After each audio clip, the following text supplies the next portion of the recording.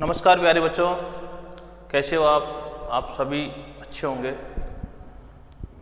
आज हम जो है जीव विज्ञान के अंदर सबसे पहले हम जो अध्ययन करेंगे आज वो करेंगे जीव की संरचना का। बायोलॉजी का पार्ट है ये, और ये सभी स्टूडेंटों के लिए इम्पोर्टेंट है, चाहे वो कंपटीशन का हो, चाहे वो 10वीं का हो, चाहे वो 12वीं का हो, तो सभी स्टूडेंटों के लिए महत्वपूर्ण होने वाला है। तो इसमें आज हम पढ़ेंगे बायोलॉजी के अंदर जीव की संरचना। अगर अपन जीव की संरचना को समझने की कोशिश करें तो देखो, जीव का जो निर्माण हुआ है वो किससे हुआ है। सबसे पहले आती है कोशिका, फिर बहुत सारी कोशिकाएं मिलकर क्या बनाती है आपका ऊतक, और बहुत सारे ऊतक जब बन जाते हैं तब बनता है अंग, और बहुत सारे अंग जब बनता है मिल जाते हैं तब बनता है तंत्र, और बहुत सारे तंत्र मिलते हैं तब बनता है आपका शरीर, पूरा शरीर, मानव शरीर हो चाहे कोई सा जीव हो, उसका शरीर का निर्माण इस प्रकार से होता है। अगर अपन मानव की बात करें तो मानव के अंदर कोशिका जो है वो 2 प्रकार की होती है। मानव शरीर का निर्माण 2 प्रकार की कोशिकाओं से होता है। एक तो होता है शुक्राणु प्लस एक होता है अंडाणु। ये 2 कोशिकाएं मिलकर क्या बनाती है, ये बनाती है ऊतक। इसमें अगर अपन देखें तो ये नर कोशिका है, नर कोशिका, और ये मादा कोशिका है, मादा कोशिका। अगर सबसे पहले अपन बात करें मादा कोशिका की, ये सबसे बड़ी होती है, सबसे बड़ी कोशिका होती है, और ये सबसे छोटी होती है, सबसे छोटी। तो मानव शरीर की बात करें तो मानव में सबसे बड़ी कोशिका कौन सी होती है, अंडाणु, और सबसे छोटी कोशिका कौन सी होती है, शुक्राणु। इन दोनों के मिलने से ही मानव शरीर का निर्माण होता है।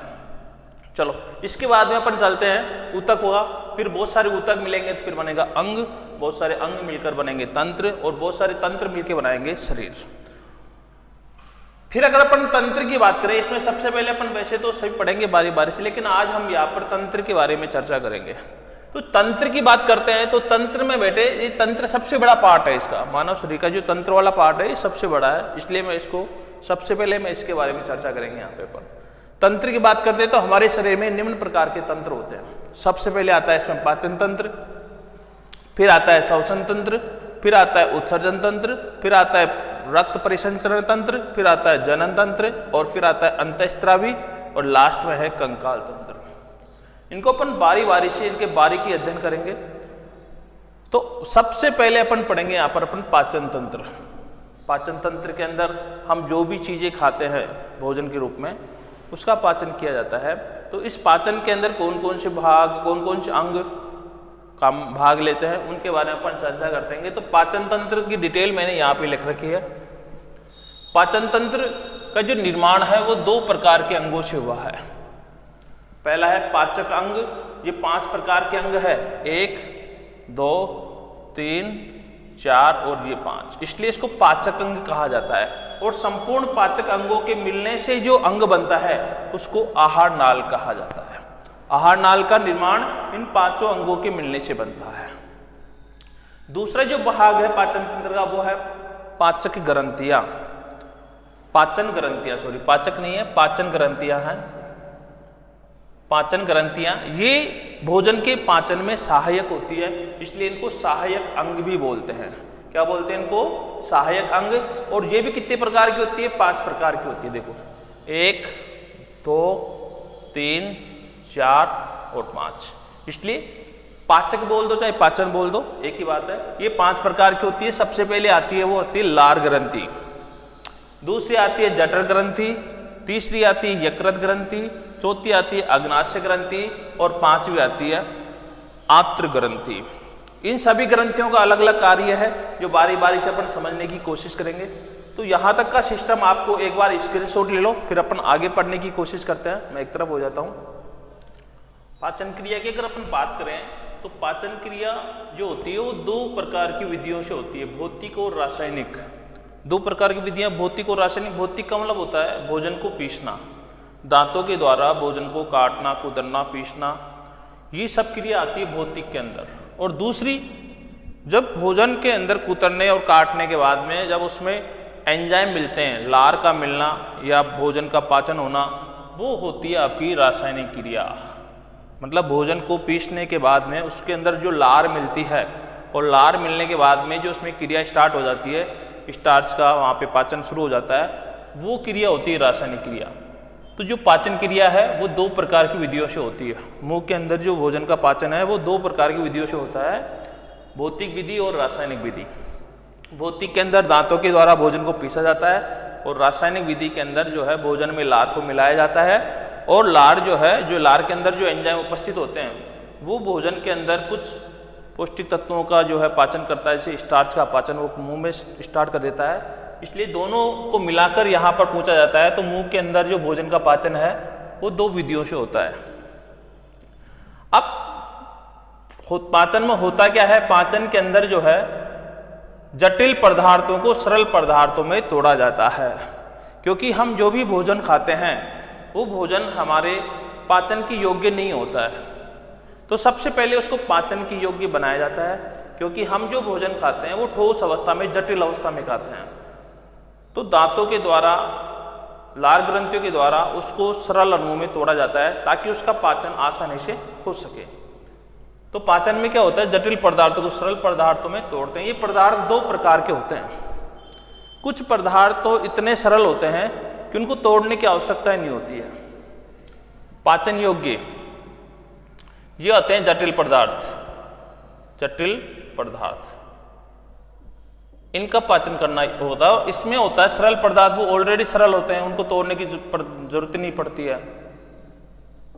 ये पदार्थ ऐसे होते हैं इनका सीधा पाचन हो जाता है। लेकिन जटिल पदार्थ होते हैं ना, उनको अपन सीधा पाचन नहीं कर सकते हैं। तो ये पदार्थ जो हम खाते हैं ना, ये दो प्रकार के होते हैं, पाचन योग्य और बिना पाचन के। जैसे अपन पानी पीते हैं तो पानी का पाचन थोड़ी ना होता है, पानी का मुंह में पाचन नहीं होता है, वो तो सीधे ही पेट में चला जाता है। उसको क्या तोड़े, वो तो ऑटोमेटिकली सरल अणुओं में टूटा हुआ है। जैसे कोई भी लिक्विड चीज आप खाओगे ना तो वो ऑटोमेटिकली स्वतः ही सरल अवस्था में होते हैं, उनको तोड़ने की आवश्यकता नहीं पड़ती है।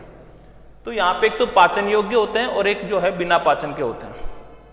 अब इसके अंदर आपके सरल बिना, उसमें कौन कौन आ जाएगा, तुम्हारा जो है पानी आ जाएगा, है आपका पोटेशियम आ जाएगा, आपके जो है विटामिन्स आ जाएंगे।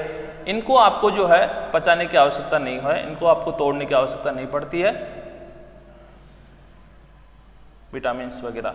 और जो आपके है कार्बोहाइड्रेट है, वसा है, इनको ये ठोस अवस्था में होते हैं, जटिल अवस्था में होते हैं, तो इनका पाचन किया जाता है। पाचन का मुख्य कार्य क्या होता है, पाचन का मुख्य कार्य भोजन के अंदर भोजन को पचाकर उससे जो ऊर्जा मिलती है हमारे शरीर को, तो वो ऊर्जा प्राप्त करने का मतलब है। पाचन का मुख्य कार्य क्या है, भोजन से ऊर्जा प्राप्त करना। तो जो भोजन के अंदर जो ऊर्जा छिपी हुई है उस ऊर्जा को बाहर निकालते, क्योंकि हमारे शरीर के काम की क्या चीज है, भोजन काम का नहीं है, भोजन के अंदर जो ऊर्जा उपस्थित है वो काम की है। अब देखो पाचन कहाँ से स्टार्ट होता है, पाचन स्टार्ट होता है मुंह से। अब मुंह के अंदर भोजन का पाचन करने के लिए तीन अंग होते हैं। कौन कौन से होते हैं, पहला होते हैं दांत, फिर होती है लार ग्रंथियां और फिर तीसरी होती है जीवा। इन तीनों की सहायता से मुंह के अंदर भोजन का पाचन होता है। अगर अपन बात करें दांत की, तो दांत हमारे चार प्रकार के दांत होते हैं, कृंतक, रत्नक और अग्रचर्णक और चर्णक। लार ग्रंथियां देखते हैं तो तीन प्रकार की होती है, पेरोटिड ग्रंथि, सबलिंगुअल और सब मैंडिकुलर। ये तीन प्रकार की लार ग्रंथियां होती है जो लार का निर्माण करती है। और एक ये जीवा होती है, ये पेशियों से बनी हुई एक अंग होता है जो मुंह के अंदर स्वतंत्र रूप से घूम सकता है। ये घूमने से क्या होता है, इसके घूमने से भोजन घूमता है, और भोजन जब मुंह में घूमेगा तो मुंह के अंदर जो लार बनती है वो लार आसानी से उस भोजन में मिल जाती है। तो जीभ का केवल इतना काम होता है कि भोजन में लार को मिलाना और साथ ही भोजन के स्वाद को चखना भोजन की, क्योंकि जो हमारी लार जीवा होती है उस जीवा पर जो है स्वाद कलिकाएं होती है। वो स्वाद कलिकाएं भोजन में जो स्वाद है उसको चखती है, जिससे हमें पता लगता है कि भोजन कड़वा है, मीठा है, खट्टा है या नमकीन है। तो केवल जीवा का ये काम है भोजन में लार मिलाना और भोजन को चखना। लार ग्रंथियां हैं ये तीन प्रकार की अपने पास, पेरोटिड ग्रंथि, सबलिंगुअल और सबमैंडिकुलर।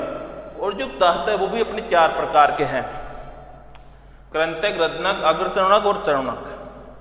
अब जो लार है वो मानव शरीर एक दिन में कितनी लार बनाता है? 1 से 1.5 लीटर लार का निर्माण करता है। लार में ये लाइसोजाइम एंजाइम होता है। ये क्या होता है कि जब हम भोजन खाते हैं तो वो भोजन हमेशा दूषित अवस्था में होता है। जो भी भोजन खाते हैं वो भोजन दूषित अवस्था में होते हैं, उसमें बहुत सारे बैक्टीरिया होते हैं। तो ये लाइसोजाइम जैसे ही भोजन मुंह के अंदर जाएगा, लार उसमें मिलेगी, तो लार के अंदर उपस्थित ये लाइसोजाइम जो एंजाइम है ये क्या करेगा? उन हानिकारक बैक्टीरिया को मार देगा ताकि वो अपना अंदर जाकर जो है किसी प्रकार का दुष्प्रभाव पैदा ना करे। और दूसरे जो एंजाइम है टाइलिन और डाइस्टेरेज, ये 2 एंजाइम ऐसे हैं जो मुंह के अंदर भोजन का पाचन स्टार्ट कर देते हैं। अब मुंह के अंदर मुंह के अंदर जो स्टार्ट होता है पाचन, वो किसका स्टार्ट होता है? स्टार्च का, मंड का। इसका बहुत सारे नाम है, मंड भी बोल देते हैं, स्टार्च बोल देते हैं, कार्बोहाइड्रेट बोल देते हैं, और इसको अपन चोखर भी बोल देते हैं। चोखर का मतलब समझते हो क्या? हम जो भोजन खाते हैं उसका जो ऊपर का छिलका होता है ना, चाहे गेहूँ खाओ, चाहे आप जो खाओ, चना खाओ, ऊपर का जो छिलका होता है उसको बोलते हैं चोकर। और वो हम कितना भी आप उसको छान लो, कितना भी कुछ कर लो, उसमें कुछ चोकर तो शेष रह जाता है, जिसका पाचन कौन करता है? टाइलिन या डाइस्टेरेज नामक एंजाइम, दोनों मिलकर करते हैं। तो यहाँ से भी एक इम्पोर्टेंट क्वेश्चन बनता है कि मुंह के अंदर किसका पाचन स्टार्ट हो जाता है? स्टार्च, मंड या चोकर, कौन करता है? टाइलिन या डाइस्टेरेज।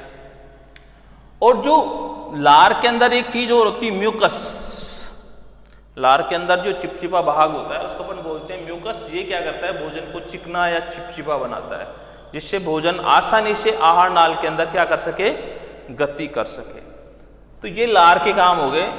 यहाँ तक आपको समझ में आ गया होगा। आप एक बार इसका स्क्रीनशॉट ले लें, अपने नोट्स बना लें, फिर अपन आगे की चर्चा करते हैं।